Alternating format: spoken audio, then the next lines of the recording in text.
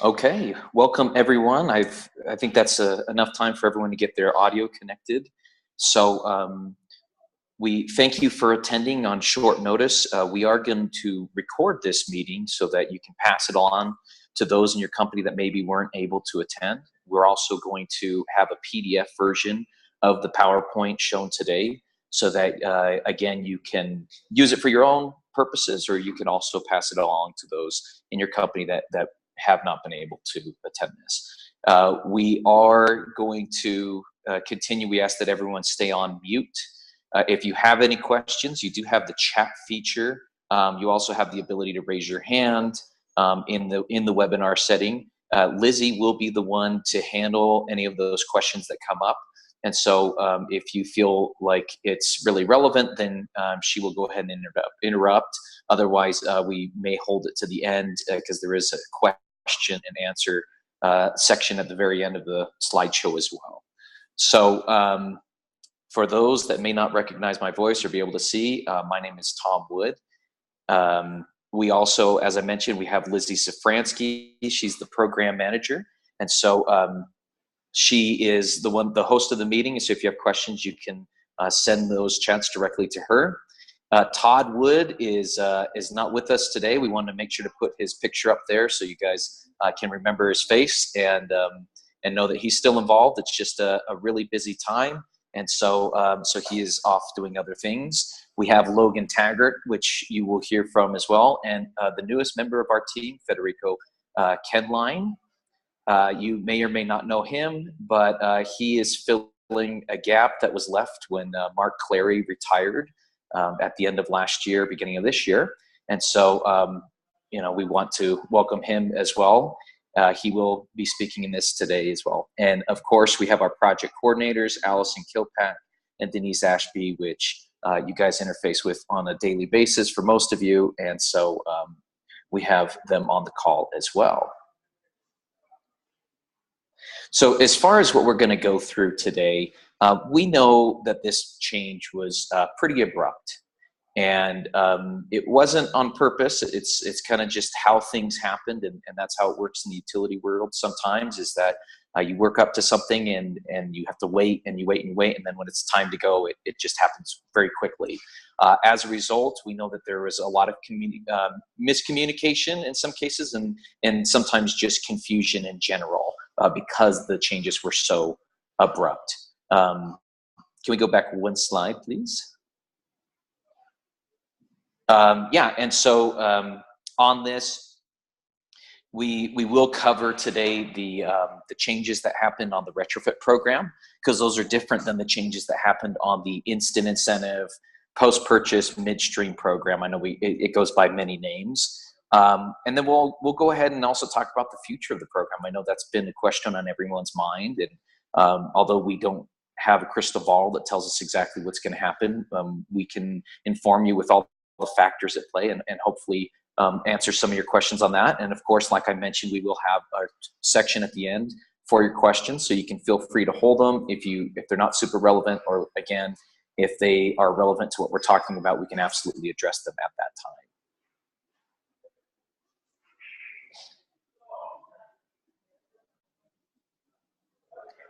So we want to first and foremost express that the program is not actually shutting down. I know that that's been the #1 rumor to go around. The program continues.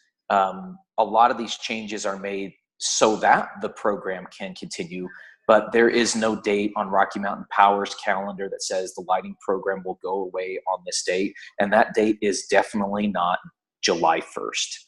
All of these changes, we've talked about in the past, are for the sustainability of the program and to ensure that the program continues in some form or another.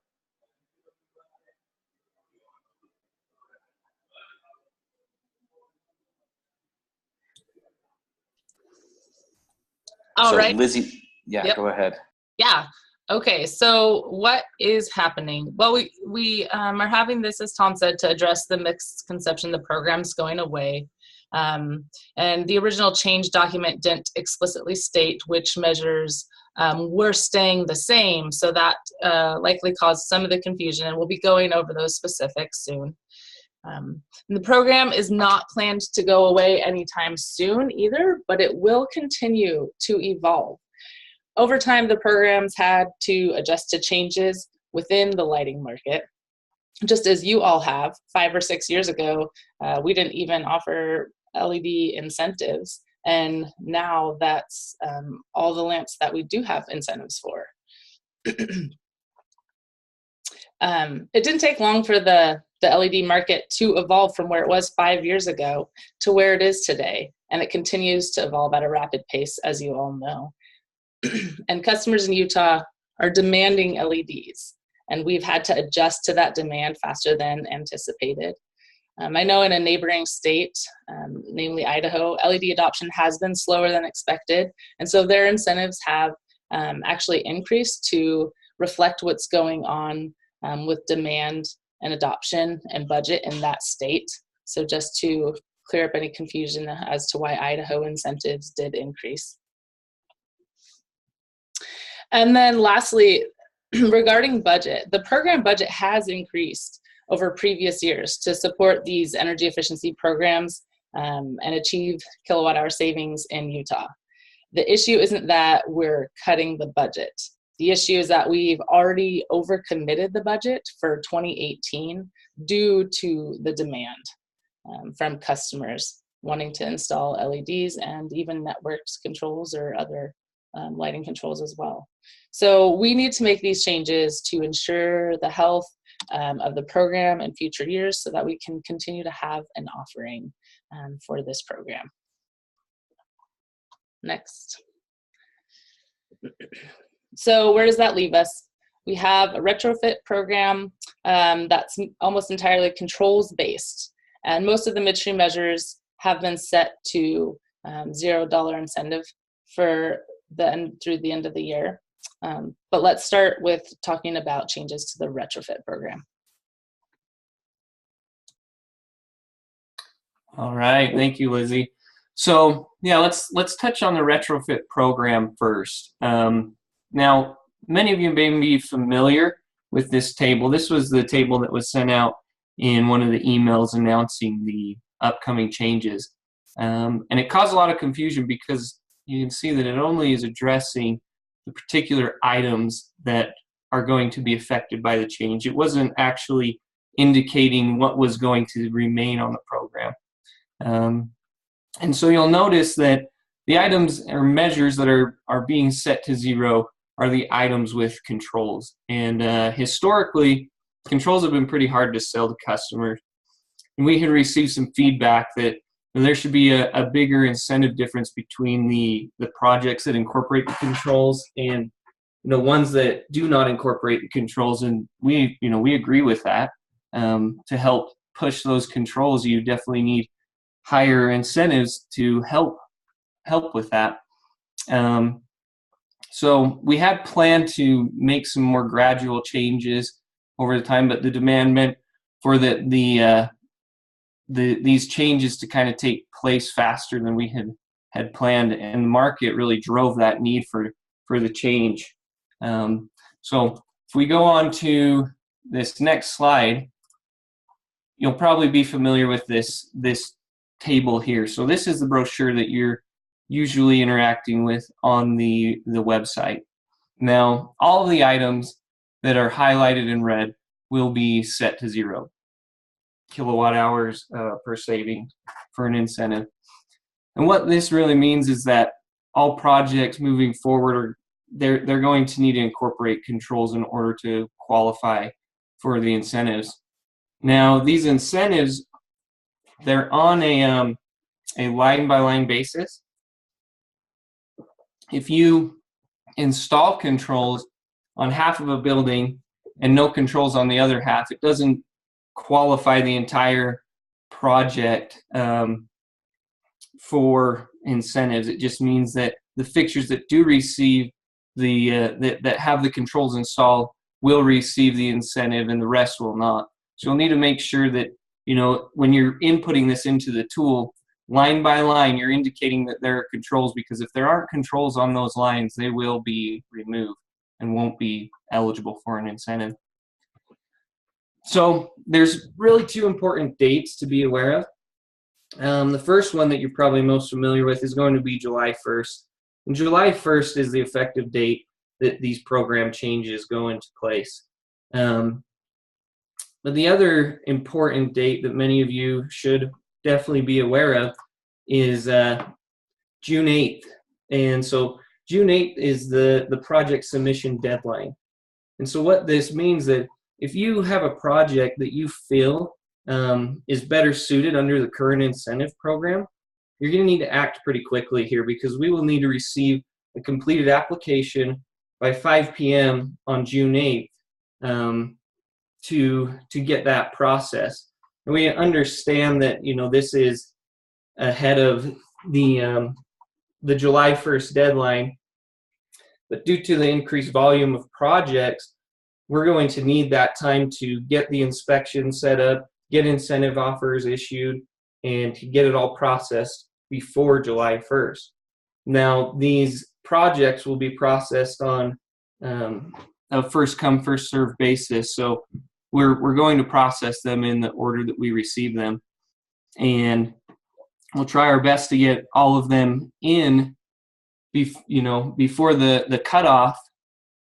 But if there's, you know, some unforeseen delays on, you know, possibly parts of the application, documentation that is not provided, then that could potentially push your project past that deadline, and it won't be eligible for the current incentive.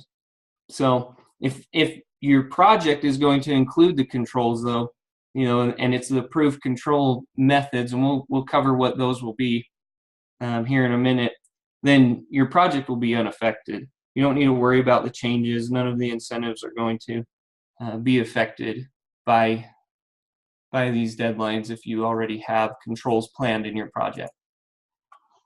So for the interior, you know, there's some different accepted controls, and those are going to be daylighting, occupancy sensors, wall occupancy sensors, integral occupancy sensors, or you can even install, you know, a more advanced network lighting control. Time clocks or manual switches will not qualify for the controls. All right, so for the exterior, now on the exterior, basic time clock and photo cells do not qualify as control methods that will receive an incentive. What does qualify is occupancy sensors, network controls, and then an intelligent photo cell or time clock that will be able to dim the lights for a certain amount of time per night. Now, where it's saying advanced dimming on the measure there, it doesn't mean that you need to incorporate network controls like it does on the interior spaces. The advanced dimming just requires that if you have a control, it's going to control an LED in the exterior application, and the control must be integral to the fixture, or it must be fixture mounted, and reduce the fixture power by 75% or more for a minimum of 6 hours per night, or when the area has been unoccupied for 15 minutes or less. So it doesn't mean that, where the word advanced there is kind of misleading in that it doesn't carry the same weight as it does on the interior applications with the network controls. It just means it needs to meet those dimming requirements in the exterior applications. So we do want to note, though, that there's one exception to the rule, and this is going to be street lighting. So street lighting is not going to require a control to qualify, and partly this is because this is unmetered lights, and the savings from the controls on those unmetered lights is hard to account for. So typically speaking, the street lights are going to be unmetered pole-mounted lights that are paid for by the city. If you have a customer that has a driveway and they have some pole lights going into their facility, and you're thinking that those are street lights, you want to check, if the customer is paying for them and they're metered, then those are going to fall under the same requirements for the controls. All right, so that was it for the retrofit program, and we'll head into the midstream program now.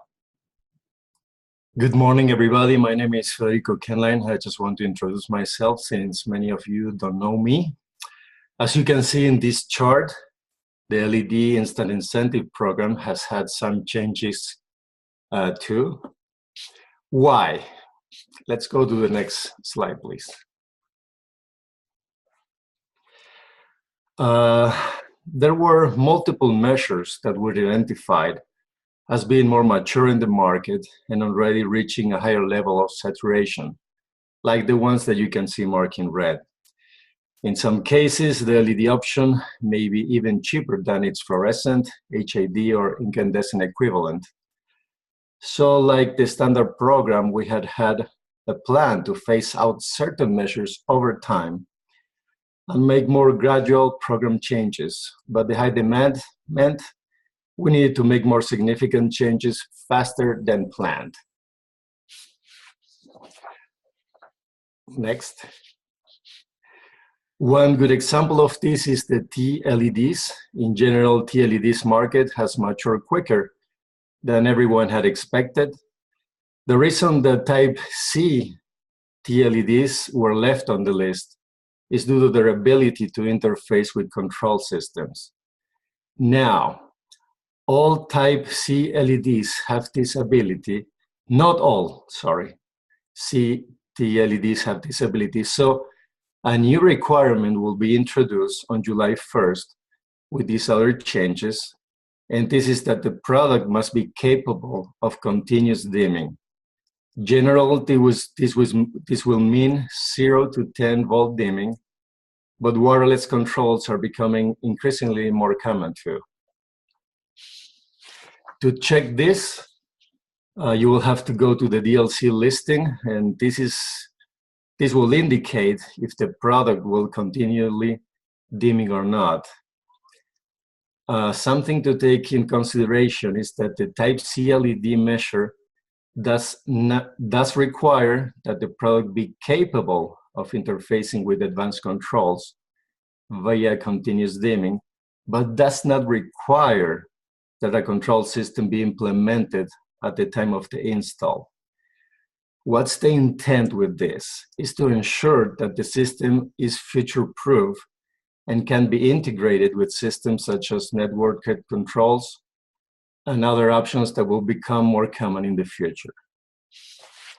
Let's see the deadlines. The deadline for the Instant Incentive Program is a little later since no pre-approval is required. The sale must occur and invoices must be dated on or before June 30th. If you're using the post-purchase application, you will have 60 days from the invoice date in order to submit the required documentation.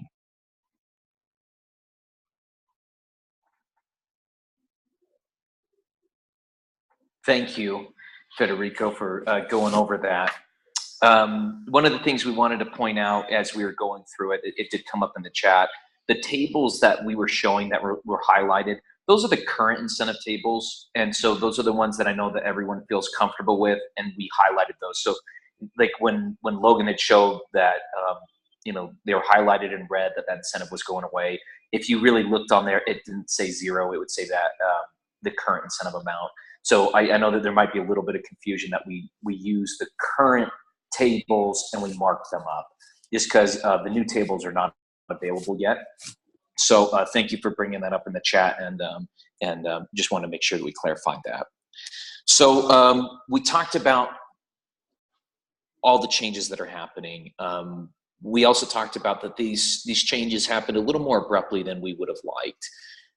The timeline was kind of shorter. We had hoped to make more changes. I mean, if you can look at the intent of the program, that's what you really, we've been talking about a lot, is the intent is really controls. And so we realized that there are some other offerings that we were not able to address in this change that we would like to address in the future. And so we've talked about maybe end of the year, beginning of next year. These dates are not set in stone or anything like that. But these other changes, they were harder to make. They take longer to make. And so since they are structural changes in the future, we do know that those weren't able to be done in the timeline that we had to make these current changes. So as far as what we expect for the future to look like, I mean, you look at any of our other offerings, if we didn't retool them to focus on controls, you could expect that we do that in the future. That is something we hope to apply, program-wide in all of our offerings. So specifically, new construction, we do offer a controls incentive, but we don't require it. So that's something that you could look for in the future. Major renovation, again, that was untouched, but we would like to align that. Non-general illumination. Logan had talked about street lighting, that the current setup for billing of street lighting made it really difficult to push controls. And so that one might take longer in aligning other departments at Rocky Mountain Power to be able to reflect, a savings to the customer on unmetered lighting. So that one has a big question mark, just because that one we expect it's not just in our control. We have to collaborate with other organizations or other parts of the company to be able to do that.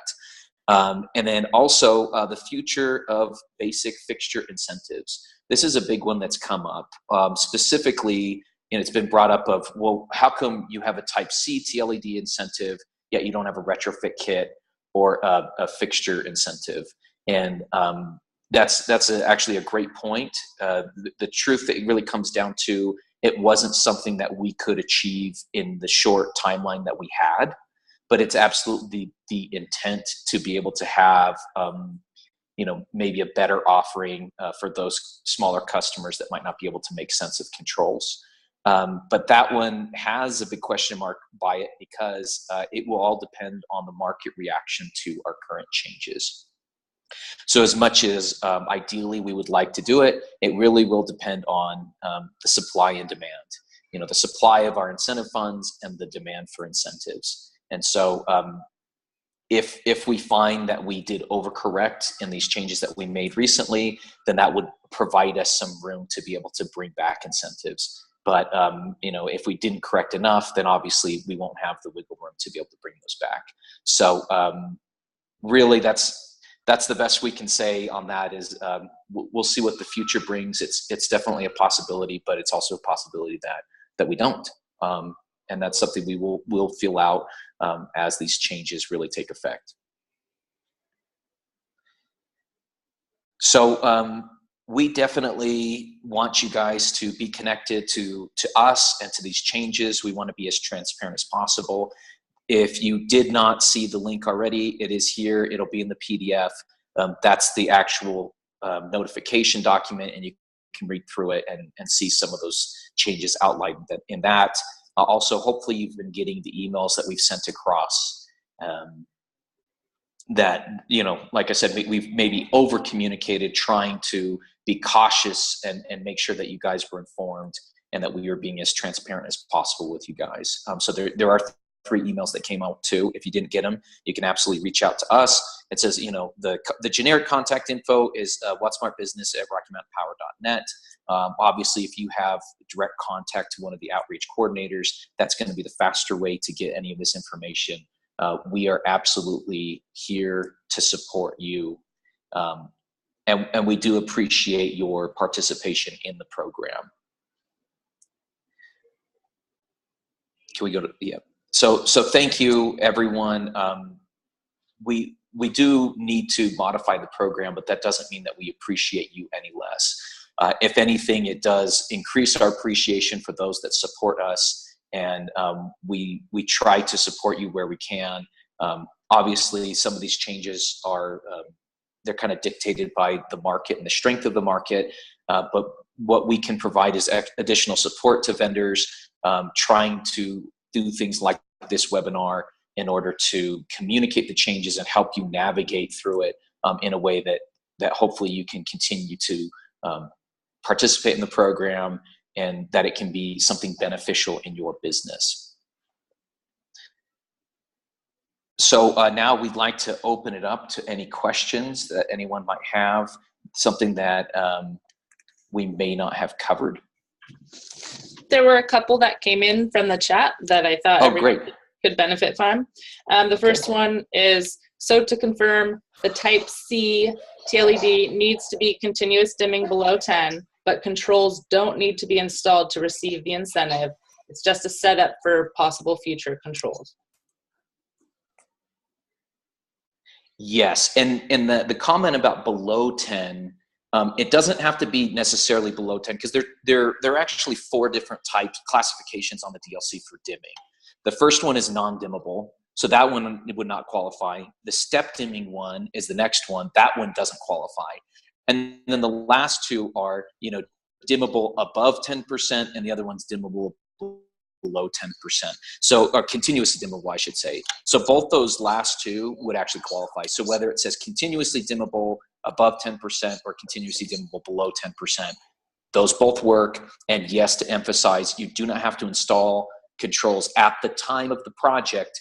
We've just seen a number of projects that have been installed with, let's say, TLEDs, and the customer then wants to install network controls. And the answer is, well, since they don't interface with network controls, you will have to redo your lighting. So that's, definitely not serving the customer if they could have spent a little bit more and got a system that would interface with network controls, especially as we start to see the price on network controls go down. So great question. And the second one, do city-owned metered streetlights apply to the new changes, or are they part of the street light exclusion? City-owned metered. So that's really the funny one right there.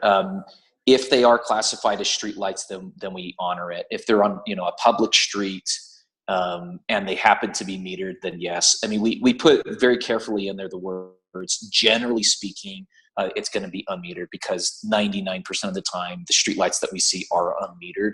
But yes, if they are metered, then the changes don't apply in that you could install a streetlight without controls. But then I would argue that if they are actually metered, then that would be an even better reason to install controls, because they would see that boost in incentive, and they would also see that additional savings as a result of controlling those lights. And for exterior lighting that runs long hours, even putting that part night dimming or occupancy sensor or whatever, that actually does make a huge difference on their power bill if it's metered. So yeah, that's a good question. Are there any others that have come in, Lizzie? No. Okay, well, I mean, we'll stay on a couple extra minutes just in case anyone wants to ask any more questions, or if you even want to unmute yourself and ask your question, that's great too. Otherwise, you guys are welcome to sign off. And again, we can't thank you enough for your support through all of this. Really, our intention is to continue with a strong network and really help everyone promote controls. I know that most people are anxious to promote controls anyway. So hopefully these changes might actually help you to sell better systems to your customers, since that might be the option that they are pushed to use.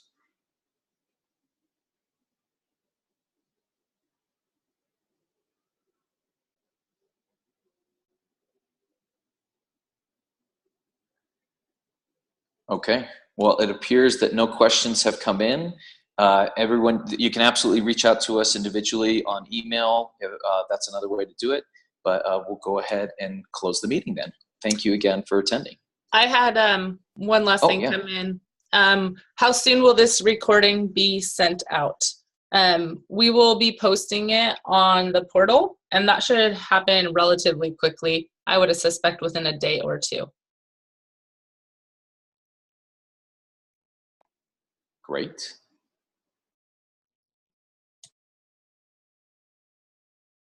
That's it. Thank you, everyone.